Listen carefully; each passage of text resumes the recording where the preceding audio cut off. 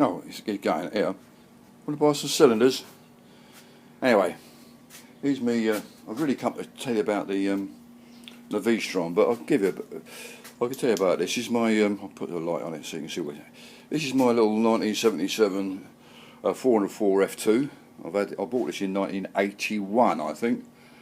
It's got 54,000 miles on the clock. I've got new guards, new stanchions. These are things I put on it not so long ago before I took it off the road. A new rear guard. It's got a new muffler, which is, I think, is nearly you know, like they all do, sit around and get a bit wrong. I think the last time it was on the road, I mean, a tax disc. I think it was 2004. Yeah, I just took it off the road. I just I came to Scotland, and you know, I was so busy. I didn't need my bike really. I was too busy coming with things going on in my life. So I wouldn't stop motorcycling. I didn't use this bike. Anyway, here's the old new V-Strom I bought. Well, I'm just going to show you a quick lash up. Well, it wasn't a lash up. It works well. It's my chain oiler, chain lube, because those chain oils that come from, you know, somewhere in Scotland, Milngavie, I think. So this is a little reservoir. I made up a few couplings, a bit of plastic couplings, 2 elbows, a little joining piece, and two end caps, an 8th BSP. See that little 8th BSP connector? Yeah. And it just got a bit of plastic pipe. So that takes about, that little bit of tubing takes about just over half a pint, something like that. That's enough. Anyway, the tubing goes down here, and you turn it on and off with the little garden watering thing, you know, little controlled watering, you know, those watering devices for the garden. I just nick one of those. Comes down here, bit of conifer tube, bit 316 Bundy, yeah, strapped to the old swinging arm. Bent up, round there, tagged onto that little aluminium bracket. It was one of those lift brackets, isn't it? And a little sherridized bolt that goes in there, so it ain't going to rust and cause me any dissimilar metal problems. And the conifer's just bent up. And then I made that little aluminium, turn up a little tiny ferrule, and put a small hole in it, yeah? So when you turn it on, see if I can help you, see if I can do it. I'll show you. Turn it on, it's 3 o'clock, that's full on. You can control the amount of drip. And now, look. You don't have it on all the time, you need to turn it on every now and again. When you're on a run, and just turn it, you know, just give it a minute or so, a few seconds, get the oil round. See it dripping? Yeah. Anyway, you can control that by just turning that. I'll just turn it to 12 o'clock, and it turns it off.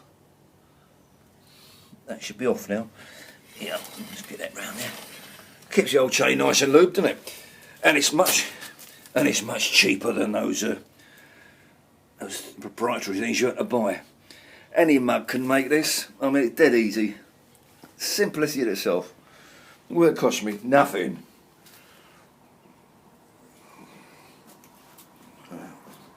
Mate gave me that bit of a conifer tubing there. And then out my plummy stuff, just rubbed the old box and found some fittings. Well, nice. Oh, say hello to the Triumph. It ain't sulking at the moment because it hasn't been out on the road yet. It's been run up, and I drained the sump the other day when it's over the winter they get a bit, you know, the old pumps valves let by a little bit, and it slowly fills up the crankcase. Anyway, I drained that, and it on the button. Second prod, boom, boom, boom, boom, boom, is away.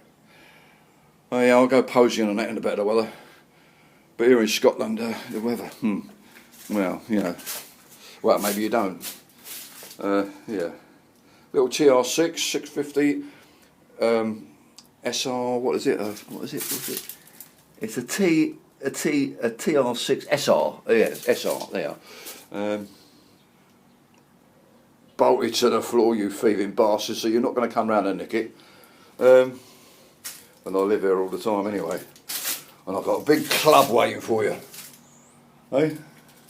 Yeah, just, it's done a bit of a, yeah, it's done 3,000, it's just a complete rebuild. I think I've been through this before, so I'm just reiterating what I said last time, but I love it. I love it. I also like the old V-Strom. The thing about like the V-Strom, it's a bit of a top-heavy beast, but that lump, that 90-degree V double overhead cam lump, is sweet as a nut. It's smooth, no counterbalance shafts, no bullshit, just a straight 2 V configuration, balancing each other out. Lovely, lovely smooth engine. Best of all, I'm not kidding you. I'm getting, well past my sell by date, but it does like 70 to the gallon. Take it easy. I don't know what it does if you get up to 80s and cruise all down the motorway, that sort of speed. But it's 69, 70 to the gallon.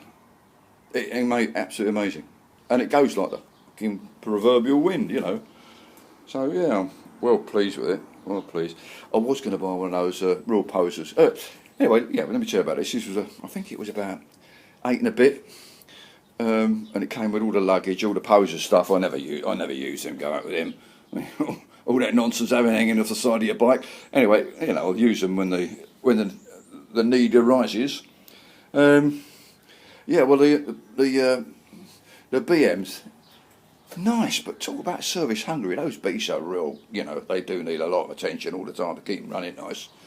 But this, just bang on every 4,000 miles, and keep an eye on other things. I think the cams need the valve clearances need adjusting every 14,000, something like that. I'll check, but yeah, I think it'll be all right.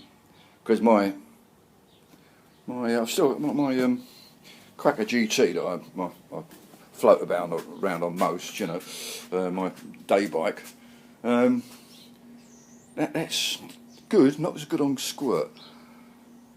I tell you what, it's got a better gearbox than this. This is a real clunky old thing, and I've tried to get it out. I've tried to adjust out the clunk, but you can't. I think it's just a bit.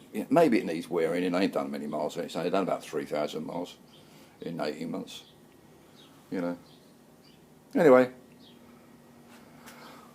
what do I don't like? I don't like all this junk on the front here. It's a bit chinky Chinese. It looks a bit, and those silly headlights. I mean, what's wrong with round headlights?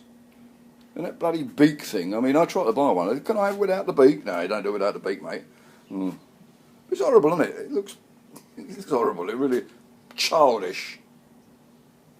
But apart from it looking childish in the front and very Japanese or Chinese or whatever it is, the bike is superb. It is a really, really nice bike. I've never been off-road with it. I've been down some dirty, bouncy country lanes and things like that, but I never ventured off. Never ventured off-road. Not needed, really.